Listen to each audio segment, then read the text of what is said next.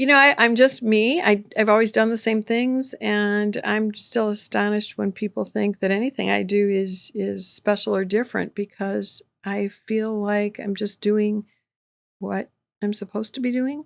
I'm always honored to be on your show and by your audience. I don't know how to be somebody else. I'm just someone who wants to make sure that our kids have a better future. Well, even by being bullied some on the bench and stuff, which it can't be fun and all, are you having fun doing what you're doing? Do you like what you're doing? I like what I'm doing. I feel like I make a difference. And more important, I'm contacted by people every single day saying thank you.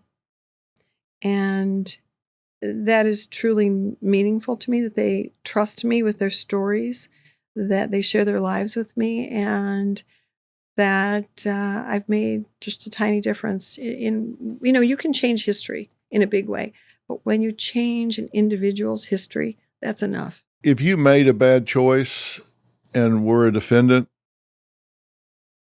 would you want you for a judge? Yes. I'm not an enabler.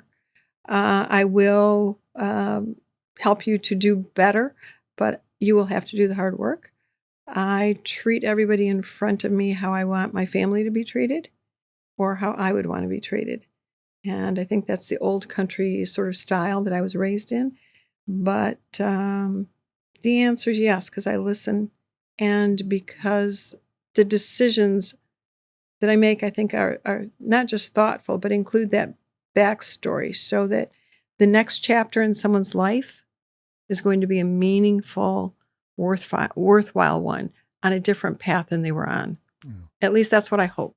If you weren't a lawyer and subsequently a judge, and you've been very successful at both because you had your own law firm and you were very successful at that. You were successful in the military, in the JAG role, and now on the bench. If you weren't doing this, if you hadn't gone down this path in your life, what would you be doing? I was an English major. I wanted to be a writer my whole life.